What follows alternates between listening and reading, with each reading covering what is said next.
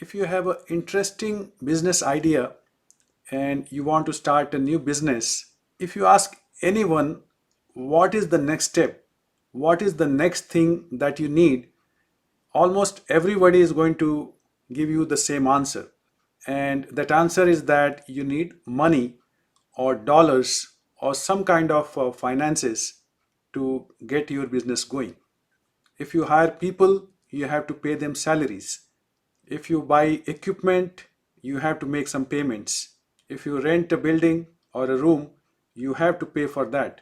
So finances are definitely needed. It's like if you have a very nice car, you need fuel or gas to make that car run. And same thing is true for business. If you have to make this business run, you need money, you need dollars, you need finances. And once you have finances, you have to very carefully manage that. Even big companies, sometimes they have shortage of funds.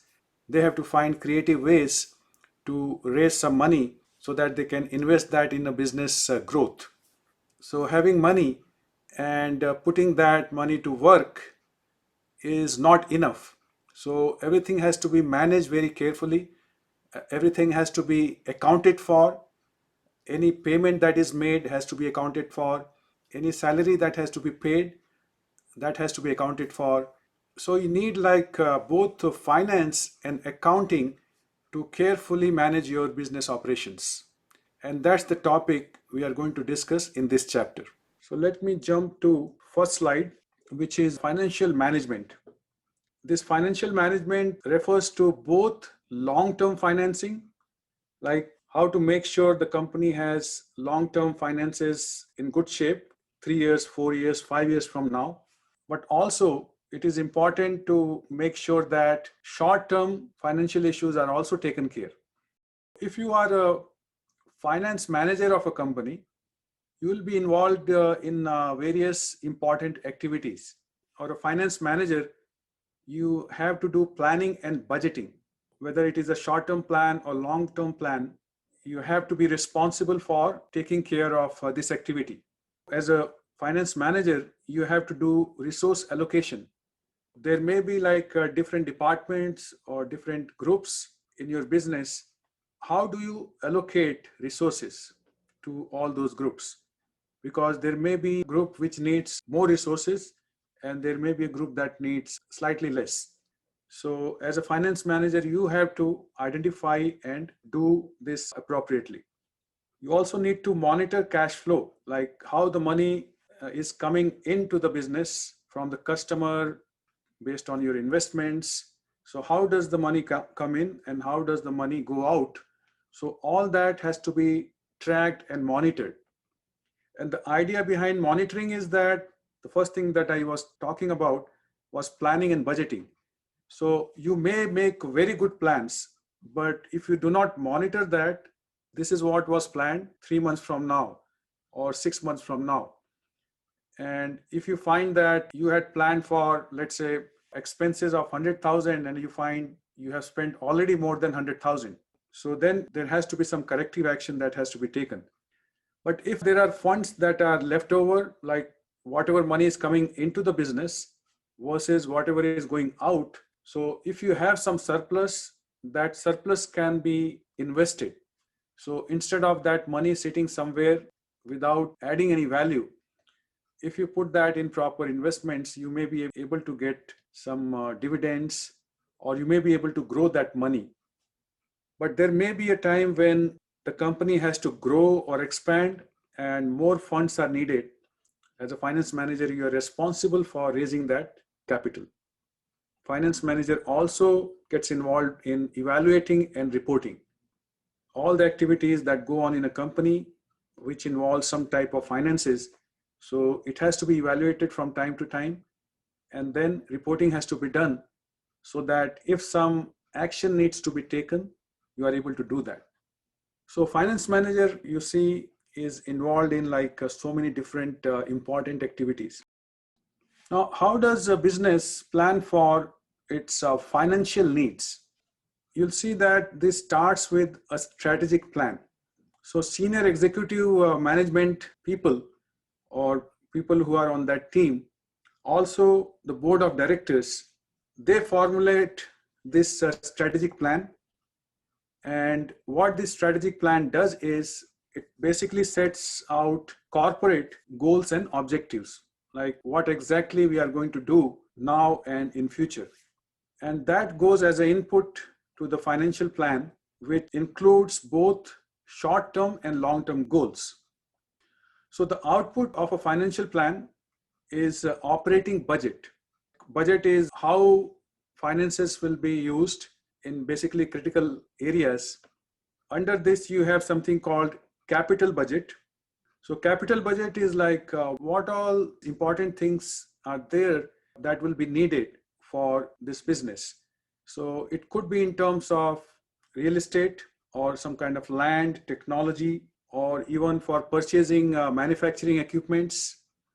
Then there is something called cash flow budget. And also there is something called project budget. Business may take up certain projects and how it will be financed. All these things go into budget review process.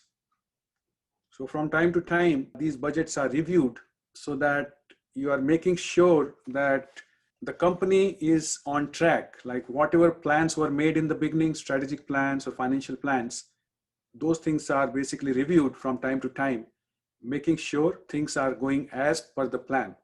If they do not go as per the plan, obviously some modifications have to be made. And in fact, this could also lead to some more information that go into even making adjustments or modification to the strategic plan for future. So let's say there is a car company and their plan was to manufacture 100,000 trucks in the coming financial year.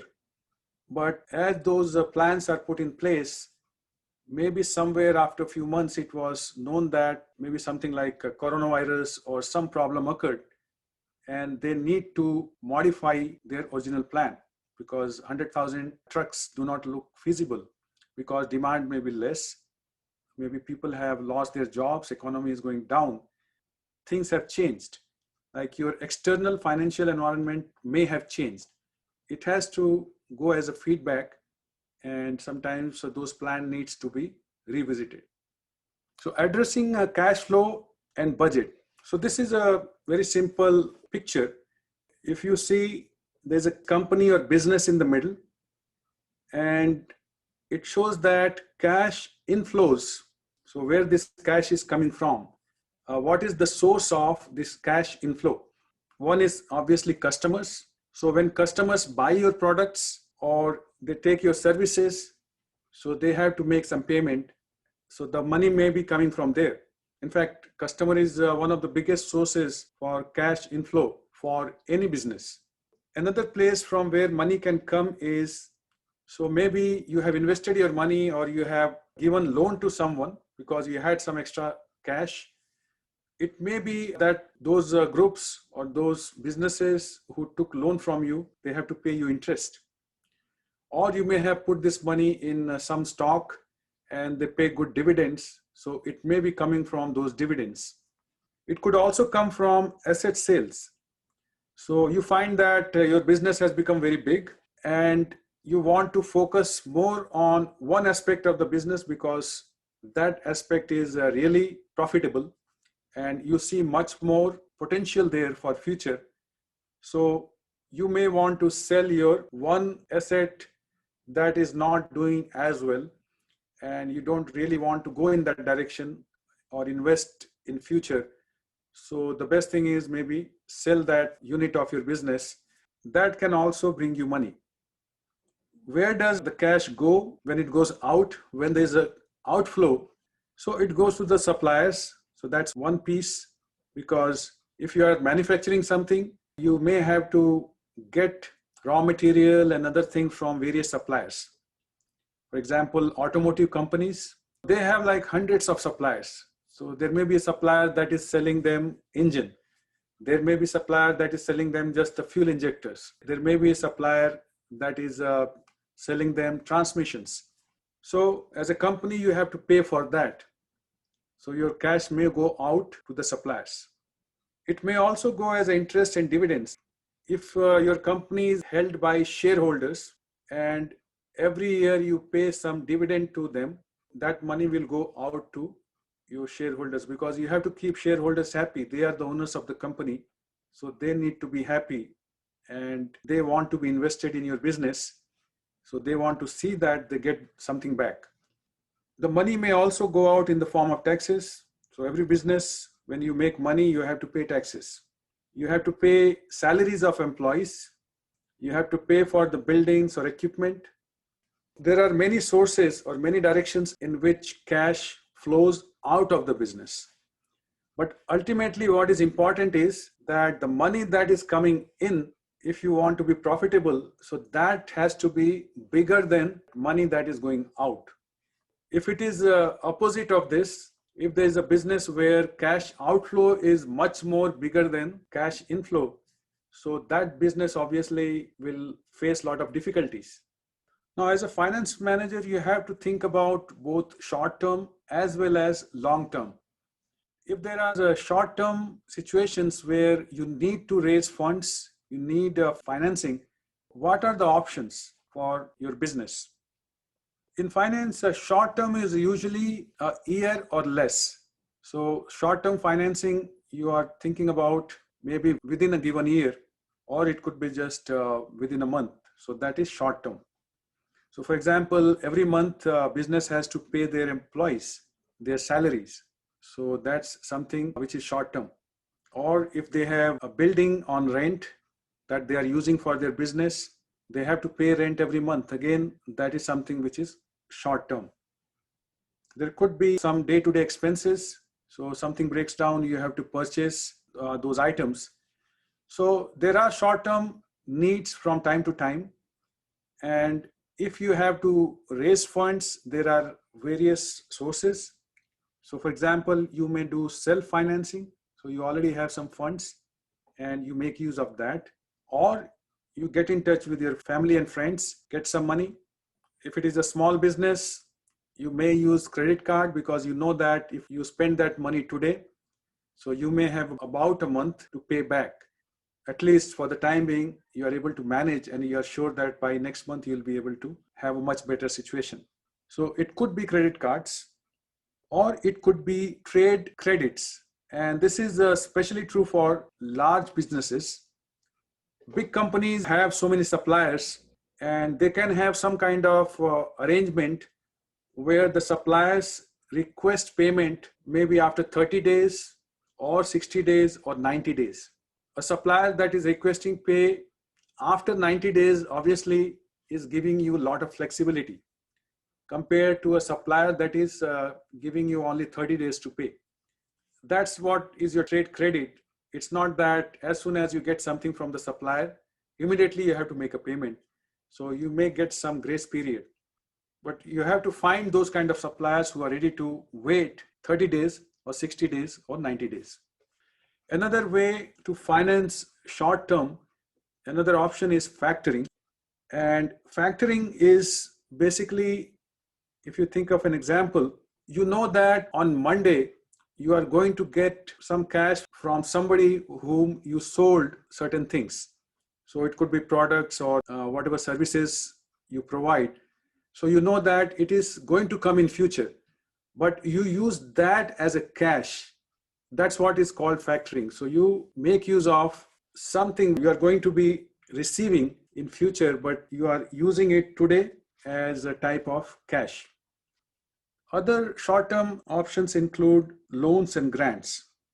So most of the times, if you are borrowing something, so you need to provide some assets as a collateral if you want to get loan from a bank. Or if the business has a very good equations with the bank, they have a very good track record, very good history with this bank, that goodwill may work in their favor and they are able to get loan without a collateral also. Non-bank lenders are those financial institutions that make loans, but they do not have any deposits. It's not like a regular bank where they have so many customers who deposit their money. They lend money, but they don't have any deposit. Microloans, as the name indicates, these are like very small and short-term loans. And on an average, these kind of loans are around $13,000 or sometimes even less. Another source could be grants, and especially like government from time to time, they provide a lot of opportunity in the form of grants. But grants are not easy to get. There's a long and complex process. You have to write application. You need those people who can write good grants so that the government is able to give or approve them. But this is also an option. Peer-to-peer lending is like at an individual level, like one person giving loan to another person. And nowadays, actually, there are some websites that provide a platform for peer-to-peer lending. In fact, one of them is called peer-lend.com, or there is another one which is called prosper.com. In fact, this picture that you see on this slide is for peer-to-peer lending. So borrower creates loan listing. So what they do is they specify reason for the loan, like why do I want this? So you have to explain that I have this wonderful idea and maybe new product or new service, and then state loan amount. So is it for like $500 or $50,000? So whatever it is. And then the company grades borrower. They will review credit history, provide a risk grade for the lenders. They may have like different tiers. Like if you are in one grade, then maybe you are low risk because you have a very strong track record. But if you are in the medium or lower, that means you are slightly higher on their risk grade. And then lenders, if they are satisfied, they make loan. Lenders bid on loans and quote rate they are willing to accept, and borrower makes monthly payments. So once everything is all set, then payments made to the company and company credits lender's account. Another popular short-term loan option is crowdfunding. These funds are generated via, usually it could be donations or it could be investments from people. There are some crowdfunding websites that help with the process. I'm sure you may have heard of Kickstarter, and another one is AngelList. So these are two popular crowdfunding short-term loan options.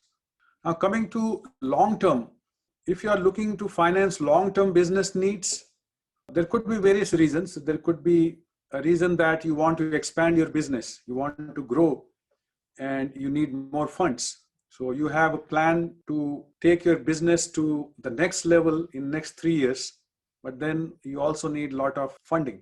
Two main categories are debt financing and equity. So debt financing obviously is, so you are borrowing some money and you are legally obligated to repay that amount. And not only that amount that you borrowed, but also you have to pay interest.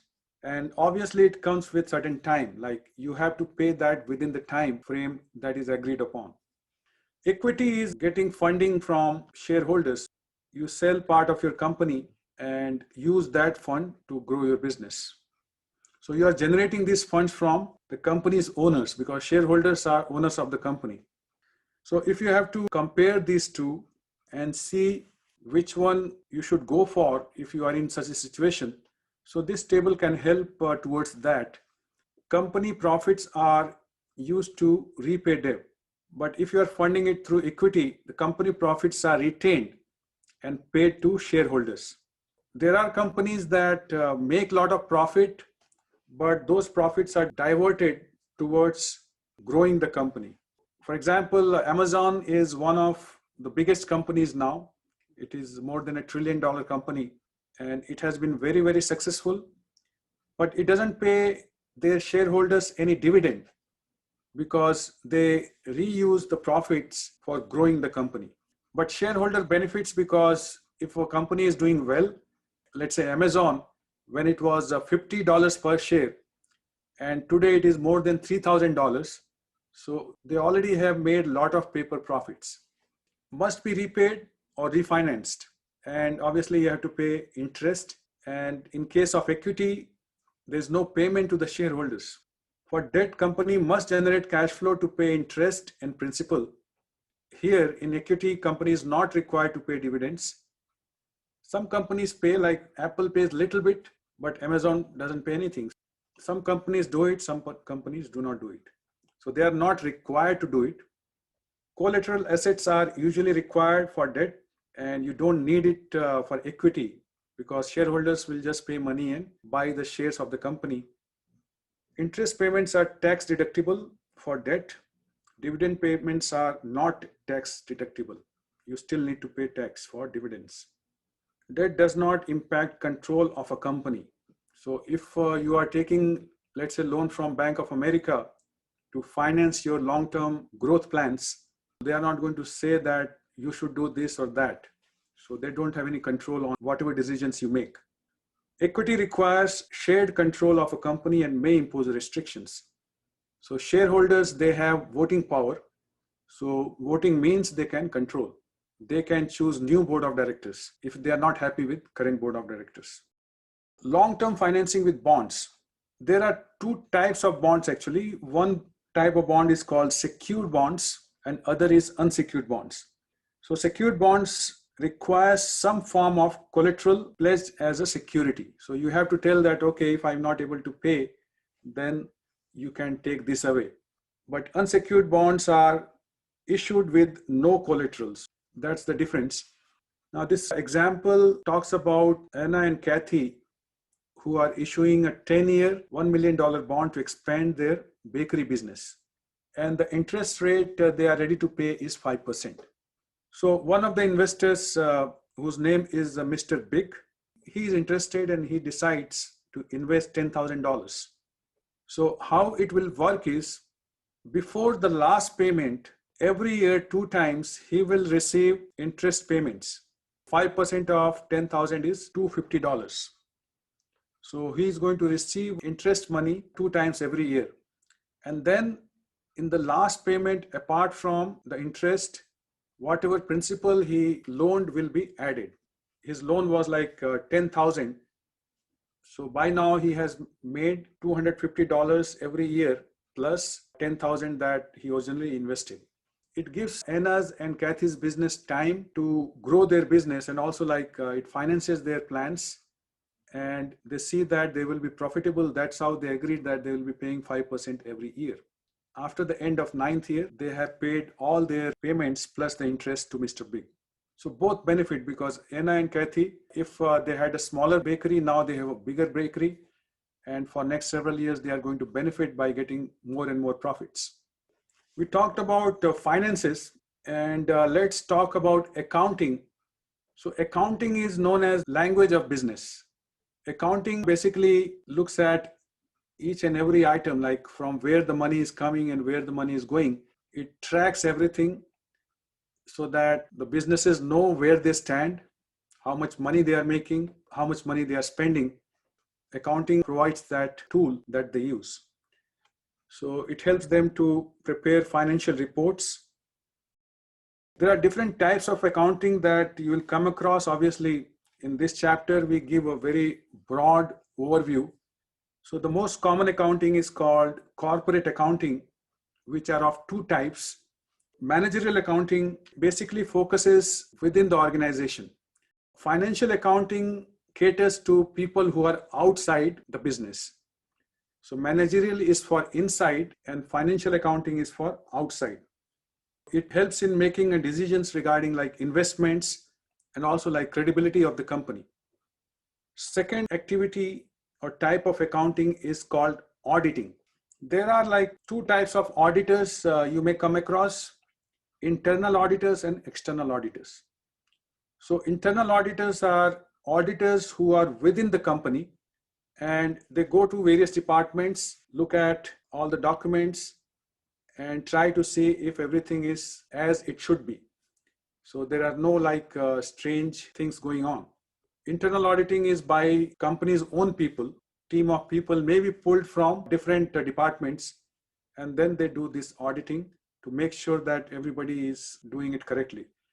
But there is also external auditors who are basically third party, who are independent body, who come from outside, and then they go through each and everything and give a report to the management. Another type of accounting is tax accounting. So every business has to pay taxes. So these are people who are involved with this type of accounting. They help with all the paperwork and everything that is needed to successfully submit those papers for tax purposes. And the fourth category is government and not-for-profit accounting. So this type of accounting is for organizations that are not really focused on profits. Bodies like charities or not-for-profit groups, so it is meant for them. Accounting, because it is an important activity, there are various standards and processes that has been laid down. We have so many companies in US, for example, and if every company follows their own way of doing accounting, it will be total mess. Other companies will not know what they are doing. So they have to follow some kind of standard and processes. So one acceptable standard is called GAAP, Generally Acceptable Accounting Principles. But even with that, in the past, businesses have seen like big frauds. And one example is Enron, where there was a huge accounting fraud. And when people were caught, entire senior management of the company had to go to jail. So to avoid those kind of situations, government came out with something called Sarbanes-Oxley Act. So this act was created to protect investors and also to avoid those kind of accounting frauds in which Enron was involved in. But these are like US related. There is also something called IFRS, and that's international. So those accounting principles are followed across different countries. One of the important things in accounting is this accounting equation: assets equal liabilities plus owner's equity. Assets are basically what a company or a business owns. So what belongs to them, and whatever assets a company has, so it could be in the form of cash. They have accounts receivable, so money that is likely to come in from the customers and so on. They also have inventory, something which has not been completed yet. It's like work in progress. There may be some operations completed and some operations are still left. So for example, if the business is about t-shirt, so maybe the basic t-shirt is ready, but some design has to be printed on the t-shirt. It may be sitting in an inventory before that final operations can be completed. But inventory also is an asset, although it is money that is logged in, and investments are also assets. So whatever extra money a business has, if they invest in another company that pays dividends, that's asset. And equipment, machinery and everything, computers that a business purchases. And not only that, over a period of time, if a business is involved in some good things, for example, providing scholarship to students or helping the community, they develop or generate a lot of goodwill. People have very positive image about this company. So although it cannot be quantified in terms of money, but a good brand name, a good image about the company also is asset. That asset is equal to liabilities plus owner's equity. So liability is something that the business or the company owes to its creditors. Owner's equity is what it owes to its owners. So for example, if you think of liabilities, you have accounts payable. So if you have purchased a lot of items from suppliers, you have to pay them. Similarly, if you hired a lot of people to work for your company, you have to pay them wages. You have to pay taxes to the government. If you have issued bonds, then you have to make regular payments. If you have taken any loan, then you may have to pay some interest to the bank and things like that. So all these are liabilities a business may have.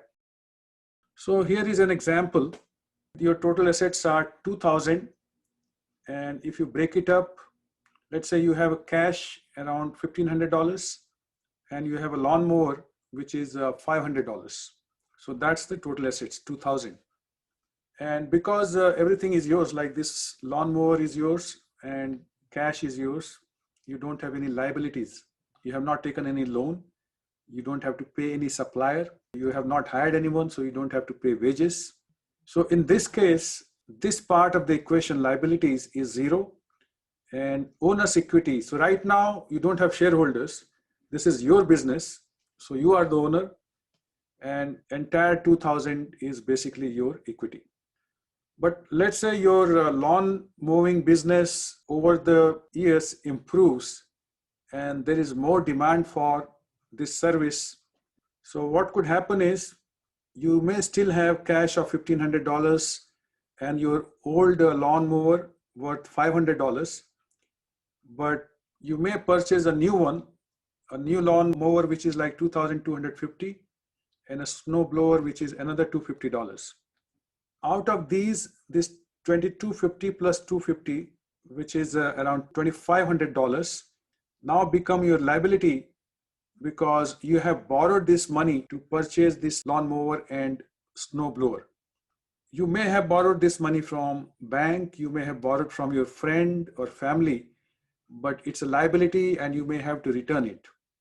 Your owner's equity is out of 4,500 is only 2,000. Others are liabilities.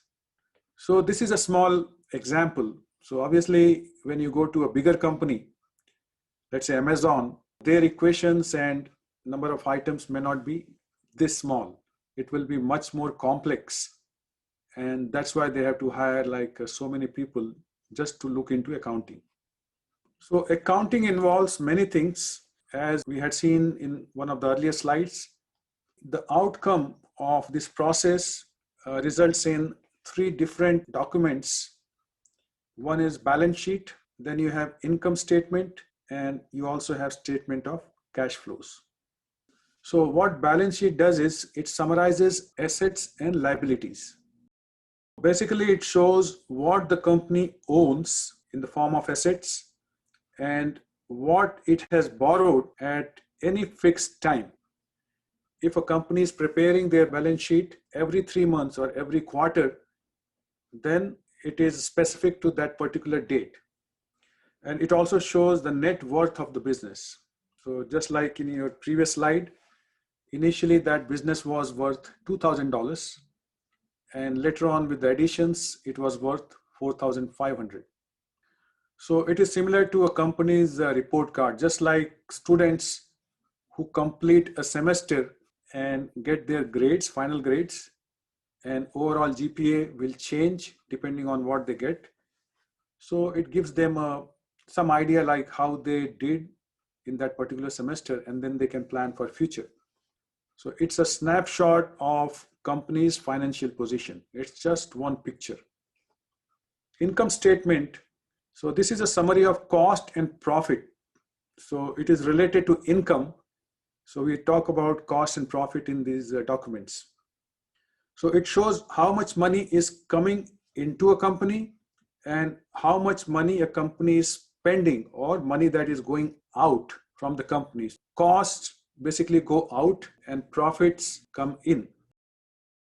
Income statement basically shows how well a business or a company has done in terms of profits or loss. It reflects profit or loss for a period of time. And then statement of cash flow, it provides a summary of changes in cash position.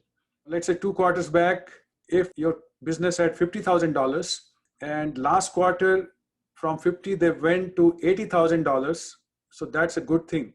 So that shows that company is improving its cash position. So statement of cash flows, it shows where cash was used. So it might have gone towards expanding the business. So that's a big cost. And from what types of activities it was received. So it tracks changes in cash position, in operations, investments, and financing, and reflects how efficiently management uses cash. So going into details now, what is a balance sheet? So as mentioned earlier, it's a snapshot or a picture or maybe a selfie of a business financial condition at that point in time when it was created. And obviously this is based on accounting equation where you have assets and liabilities and owner's equity. So for a second, let's say you think about University of Massachusetts, which is not for profit organization. What do you think are the assets that UMass Dartmouth has? Like the sports facility? So one of them is a sports facility. That's correct. Current assets are those assets that can be converted into cash within a year. Whereas fixed assets are assets that have more long-term use, such as like buildings, real estate, machinery or equipment, the classrooms we have, similarly dormitories that we have for students to stay. So that's not we can sell suddenly and get cash. So those are like fixed assets. And on the liability side, you have short-term liabilities and long-term liabilities. So short-term liabilities are also called current liabilities. So those liabilities for which the business or the company has to make payments within a short period. It could be less than a year. Similarly, long-term liabilities could be if they have taken any loan from the bank. I'm not sure if UMass has any loan from anybody, but if they had taken loan to build those new buildings, residential like complex for students, that will go under long term. Okay, so let's look at one example, and this is from a real company, and this is a real balance sheet of Nike. All the numbers that you see are in millions of dollars. So this gives you a quick overview of how a balance sheet of a big company like Nike looks. On the left side, you have assets, and right side, you have liabilities and owner's equity. Now, you also see a breakup under current assets. So cash and cash equivalent. So that is obviously a current asset. It's already cash. But they have some short-term investments, about $2.6 billion. So total current assets are about 13.6. Fixed assets that they cannot sell immediately, but it is theirs. It's about 3.4. And you'll find that they have also converted intangible assets into numbers. So that's the tricky part for any business.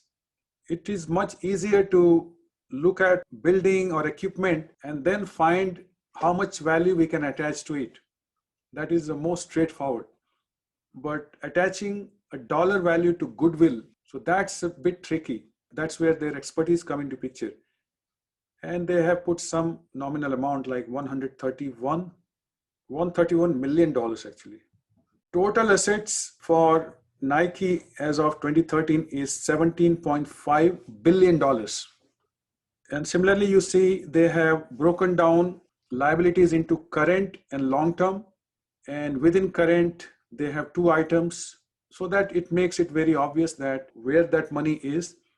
And any investor who is interested in this company can look at it and know where they stand before they decide whether I should invest in this company or not. Typically, when you look at any report card, you want to get clear picture of whether they are doing well or they are not doing so well. What do you think? I think that they're doing really good at spending less than they're making. So like if you look at their liabilities and their total assets and all that, I just think they're doing a really good job at that. So if I'm an investor, obviously I'll be very happy to see that, because if I have already invested in this company, there's no reason for me to fear that they are going to be in some kind of trouble in near future, because they have very huge gap between liabilities and current assets. When people look at balance sheets, typically they want to convert, because there are so many numbers, into something which anybody can look at very quickly and decide. Just like at the end of the semester, you may have done so many assignments, you may have done quizzes, you may have done tests, you may have done projects. Instead of looking at all that, somebody will only look at your final grade. Okay, what was your grade? So if you got A, that means you did everything nicely. All the assignments and everything was done properly. So that's how, instead of looking at each and every number in the balance sheet very carefully, if you convert some key numbers into one of these, we call these like metrics, it can convey a lot of information very quickly. So first one is working capital. Let's say I want to know what is your working capital. So very simple, subtract current liabilities from current assets. Current liabilities are only 3.9. So just to make it easy, let's round this off to $4 billion. And in this case, assets are 13.6. If you take the difference, 13.6 minus 4, so your working capital is $9.6 billion. That's a very strong position. Current ratio. So current assets divided by current liabilities. So same numbers, but instead of taking a difference, you are dividing. If assets are more than liabilities, then current ratio will be more than 1. So this current ratio actually is also called liquidity ratio. It basically tells an investor that how much this company can meet its current financial obligations. And especially when you are comparing, like, let's say Nike with their competitors, so people like to use a current ratio and see which business has higher current ratio. So obviously higher is the better. So higher is better, but it's also true that it should not be very high. So if current ratio is very high, which means your assets are much higher than liabilities, so that's also an indication that this business is not using its cash efficiently. That also becomes negative. Third metric is debt to equity ratio. So total liabilities divided by owner's equity. So the numbers that you have on the right side, you are taking a ratio of those two. So it basically measures how much debt a company has related to its assets. It gives a very general idea of a company's financial leverage.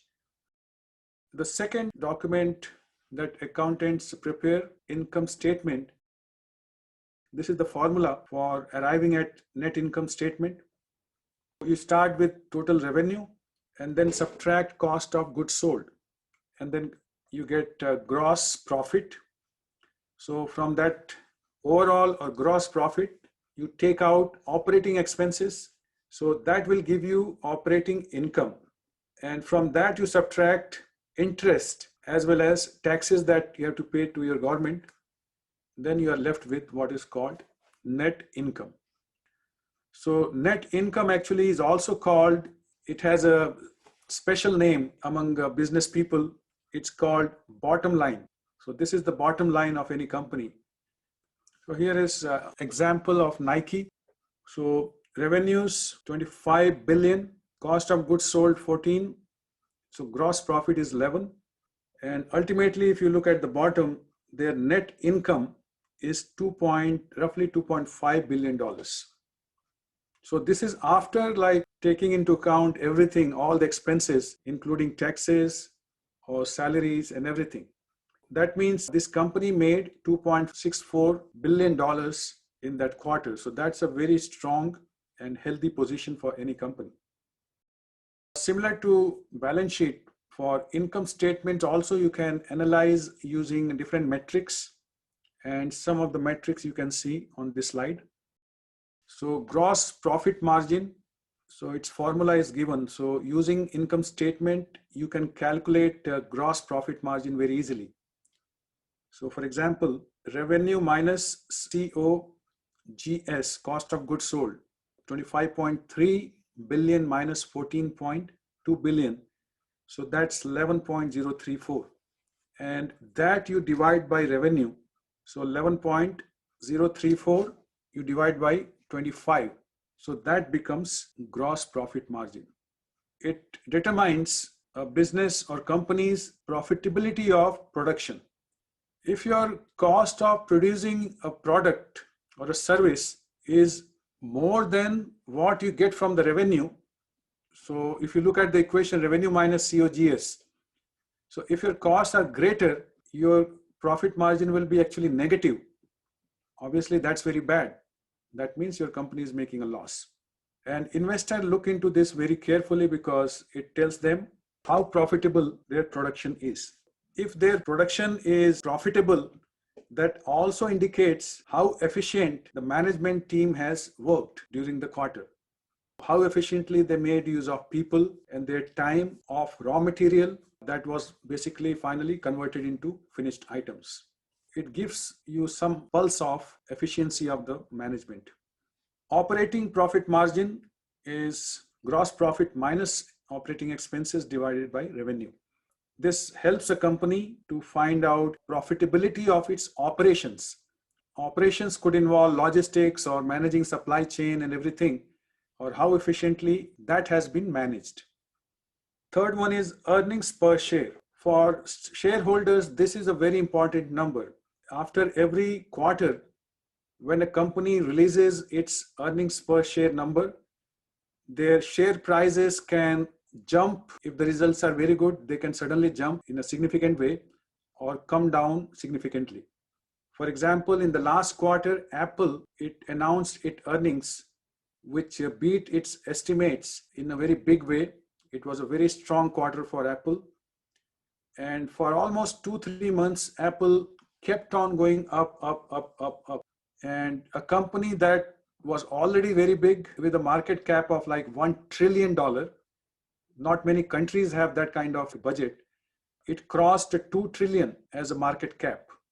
Right now, I think its market cap is more than $2 trillion. So earnings per share number is very important. The third item that accountants work on, they have to create statement of cash flow. Cash or dollars is important for every business, and it is important even for not-for-profit. Although not-for-profit organizations, they are not there to make profits, but still they have to manage their activities or operations efficiently with minimum money or minimum dollars. So what does it contain? So it contains cash flow from operations, cash flow from investing, and cash flow from financing. So from operations, basically it measures cash that was used or provided by the core business of the company. A company may be involved in many things, but they always have core business. So that's what is captured. Investing, it represents cash involved in purchase or sale of investments or income producing assets. If company decides to sell a part of their business and get cash from there, so that will go under investing.